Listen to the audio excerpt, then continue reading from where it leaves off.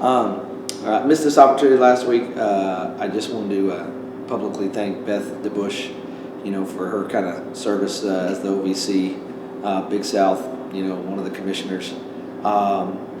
Really appreciate her kindnesses towards me, and I took this job right when these two leagues were kind of starting their marriage or their birth, and didn't know what I was getting into, and she was always very helpful and kind to me personally.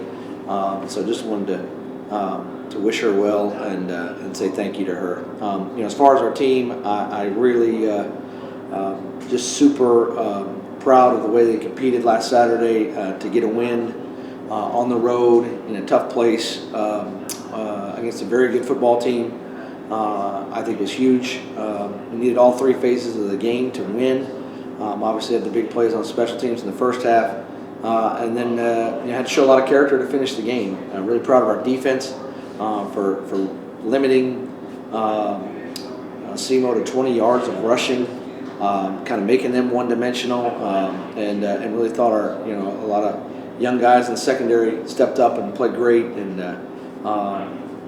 then just proud of us offensively to get the scores when we needed them, and to kind of show some mental toughness and fortitude after not playing great in the third quarter and getting in our own way, to put some drives together in the fourth quarter to get points and to see it make some big plays. I love watching this team grow. Love watching them compete, and it's been fun, but also much needed off week here in week 10 to kind of get the minds refreshed just as much as the bodies. So now going into bye week after 10 weeks of football, what does this week look like, and what does the preparation for this final two look like? And it's a lot different in week 10 than it is in week 5 or week 7 even.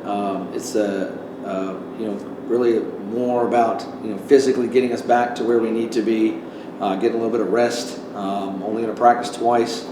Doing a lot of opponent preparation, probably earlier than we typically would. Just because it's that time of the year, it's November, and then obviously doing some recruiting and things, and just evaluating, guys that we want to sign in this class, which we're super excited about, and is been very, got a bunch of guys that are going to be really good football players here at Charleston Southern. So, personally excited to invest a little bit in my family. I know my wife is excited, we got a lot of dads on our staff. We got like 15, 18 kids here under the age of 15 on our staff, and I think they're excited to, do basketball tryouts and see what's going on in these winter sports. And we're all coaches, but we are very human, and trying to invest in our families this week. What has it meant for you these past 3 weeks, not just to get the wins, but also really have the passing attack come together? 3 consecutive weeks, close to 250. What's that been for you? I think it's been it's just fun to see us hitting, kind of on more cylinders than we were early. The passing game is a function of really all 11. We got to get the protection right. I thought our backs, really unsung heroes in this game. They protected great. SEMO blitzed several times, and we had to pick them up. And a lot of times defensively, you think you got an advantage when you got a tailback blocking you, and our guys were up to the task. I mean, with the big throw we had at the end of the game, there's Hakeem Waters, blocking their all-conference linebacker, who's been a 45-game starter and has probably 250 tackles in his career, and Hakeem's played in 7 games, and so it was awesome to see him. Kind of validate our recruiting philosophy in that, and Zoltan obviously has been very accurate, and we have very talented receivers and a good group of guys, and I think Nabanye's even had a bunch of catches here. So we're spreading the love, and it's not just one guy, and we know Roney's been out for us, and it's nice to kind of just see us keep going, even though we got one of our guys that we love and is a very good player unable to go right now.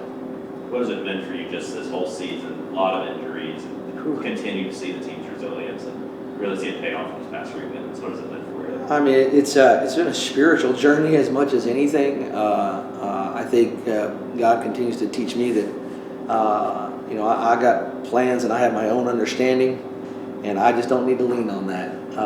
It's very much about faith, faith in our players, faith in what the Lord's doing on our team from a spiritual standpoint, from an injury standpoint. He has, reduced some things down to make himself even a greater good for us. And to me, that's been kind of the testimony of this team, is their faithfulness to see situations in a mindset where the clock and the score really don't matter, and to just play through adversity and have a freshness, kind of like God's grace when it first enters your life, right? You're just kind of fresh. And I think even though it's later in the season, I feel like this team is still very, refreshed in their mindset to get better, and that's really fun to be a part of. Thank you for your time, David. All right.